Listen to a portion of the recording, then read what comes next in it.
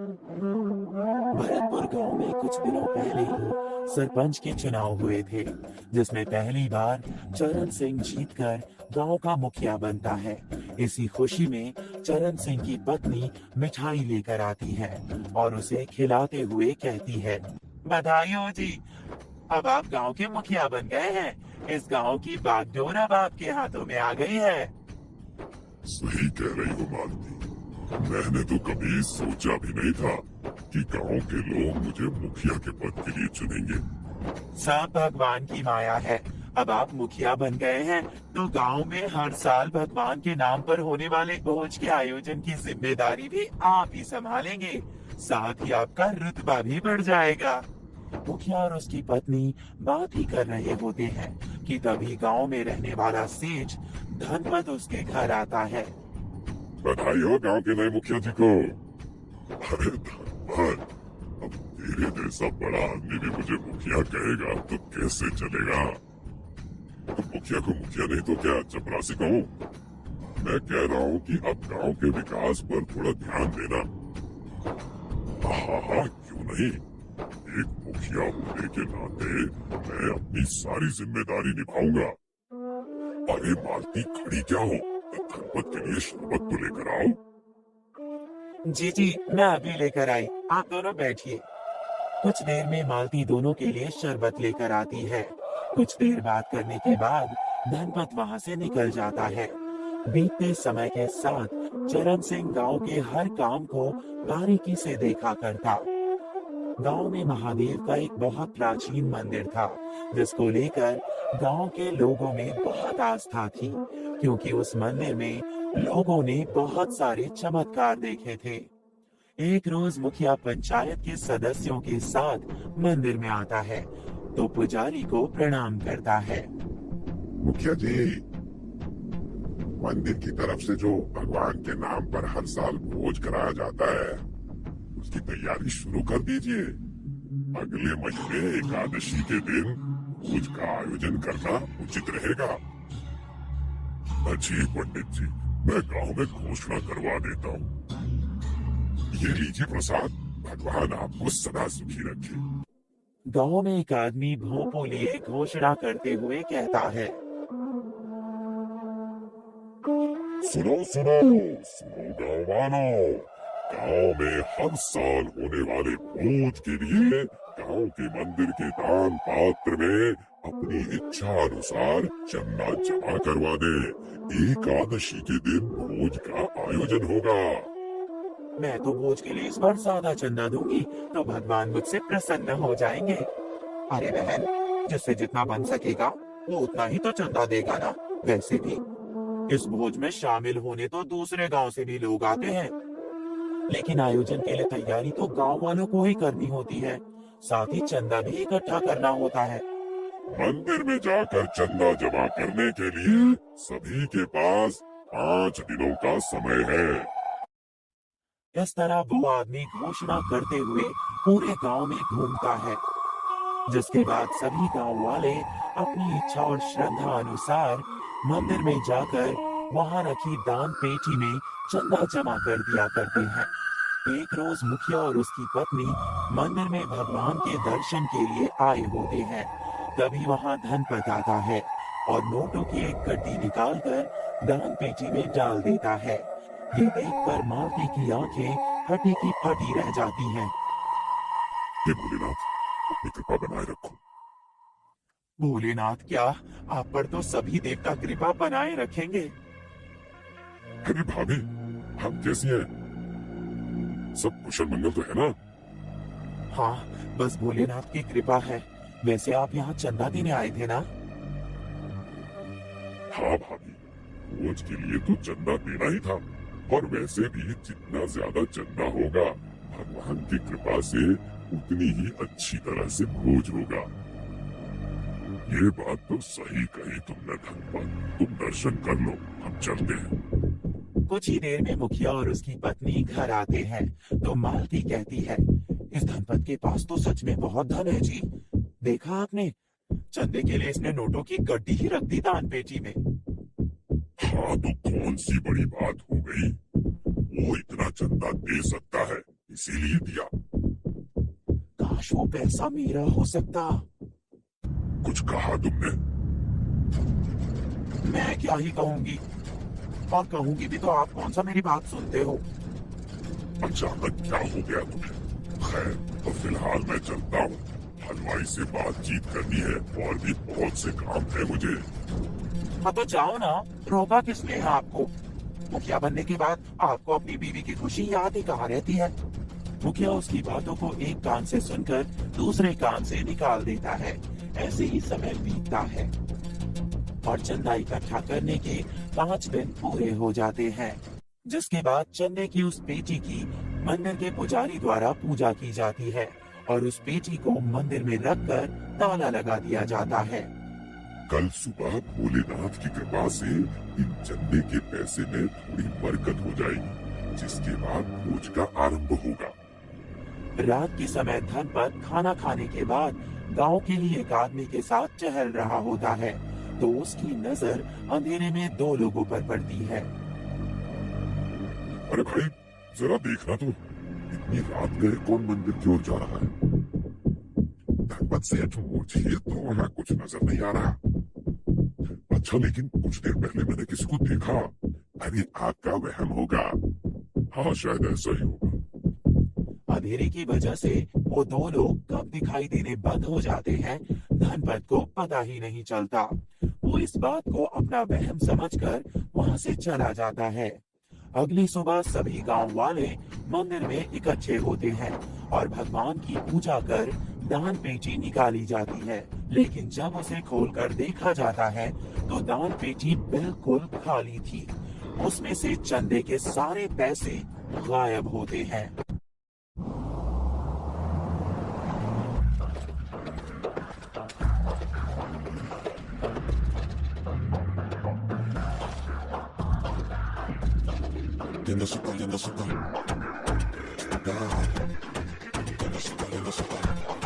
गायब होते हैं। हे भगवान, सभी पैसे गायब है मुखिया जी। लगता है पैसे की चोरी हो गई। चोरी? पर ऐसा कैसे हो सकता है? पैसे चोरी हो गए तो अब भोज किस प्रकार होगा? ये तो अपशगुन है। भगवान के घर से पैसे चोरी हो गए। आज से पहले हमारे गांव में ऐसा कभी नहीं हुआ। पता नहीं कौन होंगे वो चोर जिन्होंने मंदिर का पैसा चुरा लिया। सभी लोग मंदिर के पैसे चोरी हो जाने के कारण हैरान थे। किसी को समझ नहीं आ रहा था कि आखिर गांव के मंदिर में चोरी कैसे हो सकती है और ये कर कौन सकता है। मुखिया जी, हमें इस बात की शिकायत दर्ज करवानी चाहिए थाने में। हाँ, ताकि जांच पड़ताल होने पर चोर सामने आ सके। भगवान उस चोर को कभी माफ नहीं करेगा, उसका कभी भला नहीं होगा। सभी गांव वाले थाने जाकर चोरी की शिकायत दर्ज करवाने पर जोर देने लगते हैं। ऐसे में मुखिया को चुप देखकर धनपत कहता है, क्या बात है मुखिया जी? मंदिर में पैसे चोरी हो गए, आप है कि कुछ भूल ही नहीं रहे? ऐसा कुछ नहीं है, मैं खुद परेशान हूँ। परेशान तो आप इसलिए हैं कहीं आपकी चोरी पकड़ी न जाए। क्यों, सही कहा ना? ये आप कैसी बातें कर रहे हैं? कैसी चोरी की हमने? हमने कोई चोरी नहीं की है। मैंने तो ऐसा कहा ही नहीं भाभी, लेकिन आपकी ये घबराहट सब कुछ कह रही है। गाँव वालों, चोर कोई और नहीं बल्कि मुखिया है। धनपत की ये बात सुनकर सभी गांव वाले दंग रह जाते हैं। ये तुम क्या कह रहे हो? भला इस बात का क्या सबूत है? पुजारी जी, चोर कितना ही शातिर क्यों ना हो, कोई ना कोई सबूत तो पीछे छोड़ ही जाता है। तभी धनपत जहाँ दान पेटी रखी थी वहां जाता है और दान पेटी में अटकी चांदी की चेन उठाकर सभी को दिखाता है। मुखिया जी, ये चेन आप ही की है ना? अब आप सच कहेंगे या मैं ही सब बताऊं? मुखिया अपनी नजरें झुका लेता है और कहता है, मुझे माफ कर दीजिए, लालच में आकर चोरी मैंने ही की है। दान पेटी में इतना सारा पैसा देखकर मेरे मन में लालच पैदा हो गया था। मुखिया होकर ऐसी हरकत करते हुए आपको शर्म नहीं आई? अरे ये पैसा तो गांव के सुख शांति के भोज के लिए था। बहुत बड़ी गलती की है तुमने। तुम्हारे जैसे मुखिया की जरूरत नहीं है इस गांव को। अपनी चोरी पकड़ी जाने पर मुखिया का सर शर्म से झुक जाता है और उसे सारे पैसे वापस करने पड़ते हैं, जिसके बाद सभी गांव वाले उसे मुखिया के पद से भी हटा देते हैं और धनपत की निगरानी में मंदिर की ओर से भोज कराया जाता है, जिसके बाद से गांव में सभी खुशहाल जिंदगी बिताते हैं। लालची मटर पराठे वाली।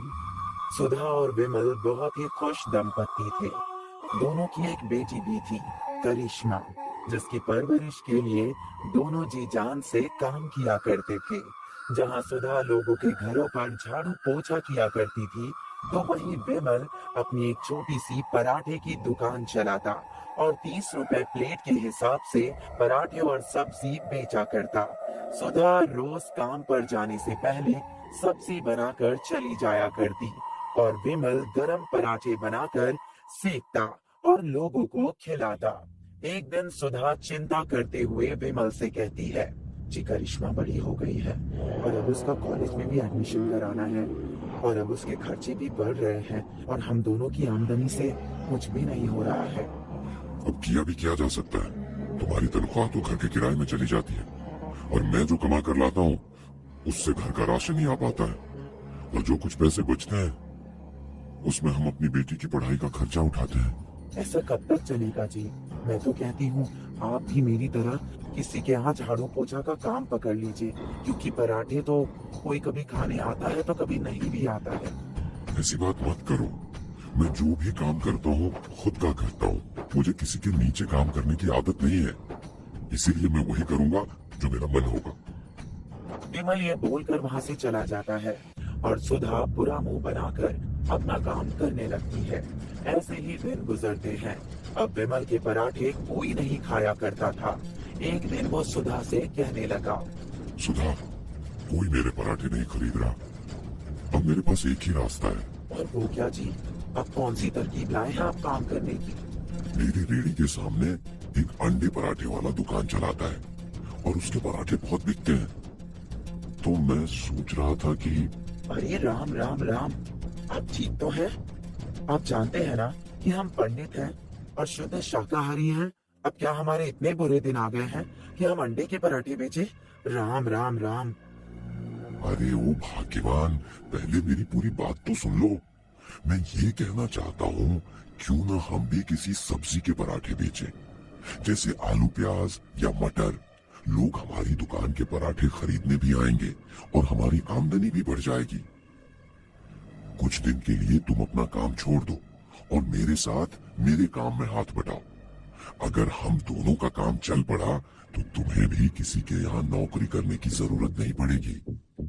विमल और सुधा इस सोच में डूब जाते हैं कि अब वो किस चीज के पराठे बेचे, जिसके बाद दोनों मिलकर ये तय करते हैं कि वो मटर के पराठे बेचेंगे। लेकिन अब सुधा विमल के आगे एक शर्त रख देती है, ठीक है जी, मैं आपकी बात मानने को तैयार हूँ, लेकिन अगर आपका काम नहीं चला तो आप भी मेरी तरह किसी के घर काम पकड़ लेंगे, ताकि कम से कम उस काम से घर में लगी बंधी पगार तो आएगी। विमल मान जाता है, जिसके बाद दोनों मिलकर बहुत सारे मटर मार्केट से खरीद लाते और दोनों मिलकर मटर के पराठे बेचते हैं। एक दिन तो कोई नहीं आता, लेकिन धीरे धीरे उनकी दुकान पर भीड़ बढ़ने लगती है और ये सब देख सुधा लालच में आ जाती है। अरे वाह, आपने तो सही कहा था, अपने काम के अपने ही मजे हैं। जब मर्जी जाओ और जब मर्जी बंद कर दो और मालिक की कोई चिक चिक भी नहीं। लेकिन मैं सोच रही हूँ कि जब हमारे पराठे इतने अच्छे बिक रहे हैं तो क्यों ना हम सस्ता तेल इस्तेमाल करें, ताकि इससे कुछ और पैसे बच जाएंगे। कैसी बात कर रही हो तुम? ग्राहक भगवान होता है, अब हम भगवान की सेहत के साथ कैसे खिलवाड़ कर सकते हैं? जी भूलिए मत, ये काम हम दोनों का है, इसलिए मैं भी फैसला ले सकती हूँ और हम ये काम अब करिश्मा के कॉलेज के बाहर लगा लेते हैं। बहुत सारे बच्चे लंच के समय पराठे खरीद सकते हैं और हमारा काम अच्छा चलेगा। करिश्मा की छुट्टी पर मैं उसे लेकर घर चली जाया करूंगी और करिश्मा को साफ बोल देंगे कि वो हमारे मटर के पराठे ना खाए, ताकि उसकी सेहत को कुछ ना हो। और आखिर हम ये सब उसी के लिए तो कर रहे हैं ना। ऐसे ही कुछ दिन गुजरते हैं। अब सुधा और विमल करिश्मा के कॉलेज के बाहर पराठे की दुकान लगाते हैं उनकी दुकान पर कई मासूम लड़के लड़कियां पराठे लेने आया करते हैं और जब करिश्मा पराठे लेने आती है तो सुधा उसे पराठे देने से मना कर देती है और उसे वहां से भेज दिया करती है। एक दिन करिश्मा की दोस्त रानी उसे कॉलेज में कहती है, क्या बात है करिश्मा, सब तेरी मम्मी पापा के हाथ के पराठे खाते हैं, बस एक तू ही नहीं खाती। तुझे पता है ना कि वो मटर के पराठे बहुत स्वादिष्ट होते हैं। यार मैं कैसे खाऊं, मेरे मम्मी पापा मुझे खाने ही नहीं देते। शायद उनको लगता है कि अगर मैंने एक पराठा खाया तो मैं उनकी दुकान के सारे पराठे को खा जाऊंगी, इसलिए वो मुझे नहीं देते। कोई बात नहीं, लंच टाइम में मैं पराठे लेकर आ जाया करूंगी और हम दोनों बैठकर खा लेंगे। किसी को क्या ही पता चलेगा कि तू पराठे खा रही है।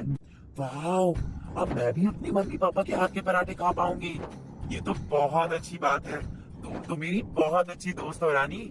ऐसे ही दिन बीतते हैं और सुधा के अंदर लालच बहुत ज्यादा आ जाता है।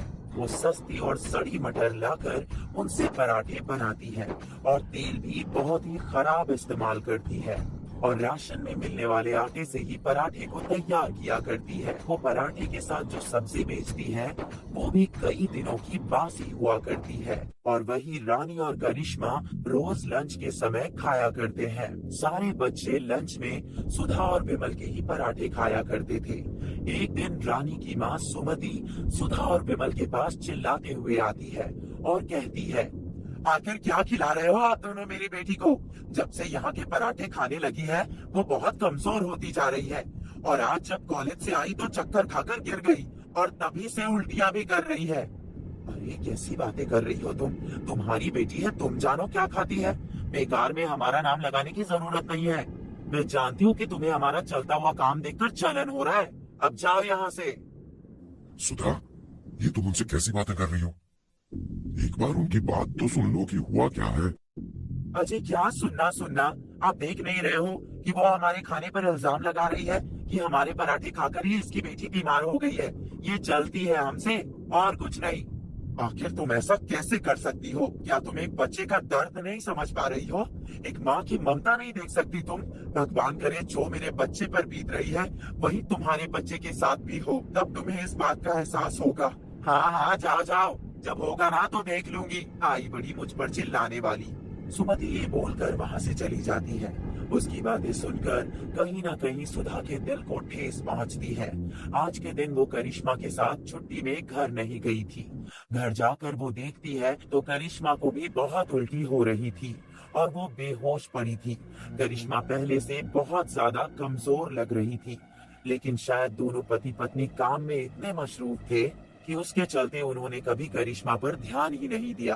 जिस बेटी के लिए उन्होंने इतना सब कुछ किया उसको बीमार देखकर सुधा फूट फूट कर रोने लगी और फिर कहती है, अजी देखिए ना क्या हो गया है हमारी करिश्मा को, ये उठ क्यों नहीं रही है।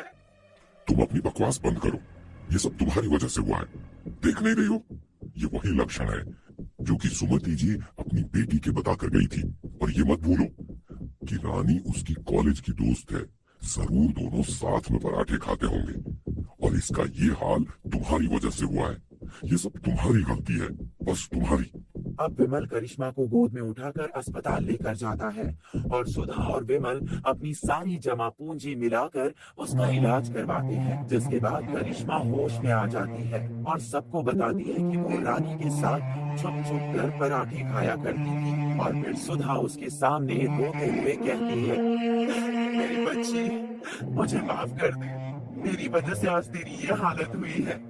मैंने हमेशा तेरा भला चाहा, लेकिन मैं भूल गई कि अगर मैं किसी और के बच्चे के साथ बुरा करूंगी तो मेरे बच्चे के साथ अच्छा कैसे हो सकता है। मैं वादा करती हूँ आज के बाद मैं कभी भी लालच नहीं करूंगी, जो भी बनाऊंगी वो दिल से बनाऊंगी। शुक्र है तुम्हें अक्ल आ गई और तुमने लालच छोड़ दिया। अभी भी देर नहीं हुई है। हमने जो भी पैसे कमाए हैं करिश्मा के इलाज के लिए हम फिर से कमा सकते हैं और इस बार हम पूरी मेहनत से काम करेंगे। सुधा को अपनी गलती का एहसास हो जाता है और अब वो लालच करना छोड़ देती है। लंच टाइम में मैं पराठे लेकर आ जाया करूंगी और हम दोनों बैठकर खा लेंगे। किसी को क्या ही पता चलेगा कि तू पराठे खा रही है। वाह, अब मैं भी अपनी मम्मी पापा के हाथ के पराठे खा पाऊंगी। ये तो बहुत अच्छी बात है। तुम तो मेरी बहुत अच्छी दोस्त हो रानी। ऐसे ही दिन बीतते हैं और सुधा के अंदर लालच बहुत ज्यादा आ जाता है। वो सस्ती और सड़ी मटर लाकर उनसे पराठे बनाती है और तेल भी बहुत ही खराब इस्तेमाल करती है और राशन में मिलने वाले आटे से ही पराठे को तैयार किया करती है। वो पराठे के साथ जो सब्जी बेचती है वो भी कई दिनों की बासी हुआ करती है और वही रानी और करिश्मा रोज लंच के समय खाया करते हैं। सारे बच्चे लंच में सुधा और विमल के ही पराठे खाया करते थे। एक दिन रानी की माँ सुमति सुधा और विमल के पास चिल्लाते हुए आती है और कहती है, आखिर क्या खिला रहे हो आप दोनों मेरी बेटी को? जब से यहाँ के पराठे खाने लगी है वो बहुत कमजोर होती जा रही है और आज जब कॉलेज से आई तो चक्कर खाकर गिर गई और तभी से उल्टियाँ भी कर रही है। अरे कैसी बातें कर रही हो तुम? तुम्हारी बेटी है, तुम जानो क्या खाती है। बेकार में हमारा नाम लगाने की जरूरत नहीं है। मैं जानती हूँ कि तुम्हें हमारा चलता हुआ काम देखकर जलन हो रहा है। अब जाओ यहाँ से। सुधा, ये तुम उनसे कैसी बातें कर रही हो? एक बार उनकी बात तो सुन लो कि हुआ क्या है। अजी क्या सुनना? आप देख नहीं रहे हो कि वो हमारे खाने पर इल्जाम लगा रही है कि हमारे पराठे खाकर ही इसकी बेटी बीमार हो गई है। ये जलती है हमसे और कुछ नहीं। आखिर तुम ऐसा कैसे कर सकती हो? क्या तुम एक बच्चे का दर्द नहीं समझ पा रही हो? एक माँ की ममता नहीं देख सकती तुम? भगवान करे जो मेरे बच्चे पर बीत रही है वही तुम्हारे बच्चे के साथ भी हो, तब तुम्हें इस बात का एहसास होगा। हाँ जाओ, जब होगा ना तो देख लूंगी। आई बड़ी मुझ पर चिल्लाने वाली। सुमति ये बोलकर वहाँ से चली जाती है। उसकी बातें सुनकर कहीं न कहीं सुधा के दिल को ठेस पहुँचती है। आज के दिन वो करिश्मा के साथ छुट्टी में घर नहीं गई थी। घर जाकर वो देखती है तो करिश्मा को भी बहुत उल्टी हो रही थी और वो बेहोश पड़ी थी। करिश्मा पहले से बहुत ज्यादा कमजोर लग रही थी, लेकिन शायद दोनों पति पत्नी काम में इतने मशरूफ थे कि उसके चलते उन्होंने कभी करिश्मा पर ध्यान ही नहीं दिया। जिस बेटी के लिए उन्होंने इतना सब कुछ किया, उसको बीमार देखकर सुधा फूट फूट कर रोने लगी और फिर कहती है, अजी देखिए ना क्या हो गया है हमारी करिश्मा को, ये उठ क्यों नहीं रही है? तुम अपनी बकवास बंद करो। ये सब तुम्हारी वजह से हुआ है। देख नहीं रही हो? ये वही लक्षण है जो कि सुमति जी अपनी बेटी के बताकर गई थी। और ये मत भूलो कि रानी उसकी कॉलेज की दोस्त है। जरूर दोनों साथ में पराठे खाते होंगे और इसका ये हाल तुम्हारी वजह से हुआ है। ये सब तुम्हारी गलती है, बस तुम्हारी। अब विमल करिश्मा को गोद में उठाकर अस्पताल लेकर जाता है और सुधा और विमल अपनी सारी जमा पूंजी मिलाकर उसका इलाज करवाते हैं। जिसके बाद करिश्मा होश में आ जाती है और सबको बताती है कि वो रानी के साथ छुप छुप कर पराठे खाया करती थी। और फिर सुधा उसके सामने रोते हुए कहती है, मेरी बच्ची मुझे माफ कर दे, मेरी वजह से आज तेरी ये हालत हुई है। मैंने हमेशा तेरा भला चाहा, लेकिन मैं भूल गई कि अगर मैं किसी और के बच्चे के साथ बुरा करूंगी तो मेरे बच्चे के साथ अच्छा कैसे हो सकता है। मैं वादा करती हूँ आज के बाद मैं कभी भी लालच नहीं करूंगी। जो भी बनाऊंगी वो दिल से बनाऊंगी। शुक्र है तुम्हें अक्ल आ गई और तुमने लालच छोड़ दिया। अभी भी देर नहीं हुई है। हमने जो भी पैसे कमाए हैं करिश्मा के इलाज के लिए हम फिर से कमा सकते हैं और इस बार हम पूरी मेहनत से काम करेंगे। सुधा को अपनी गलती का एहसास हो जाता है और अब वो लालच करना छोड़ देती है। जिस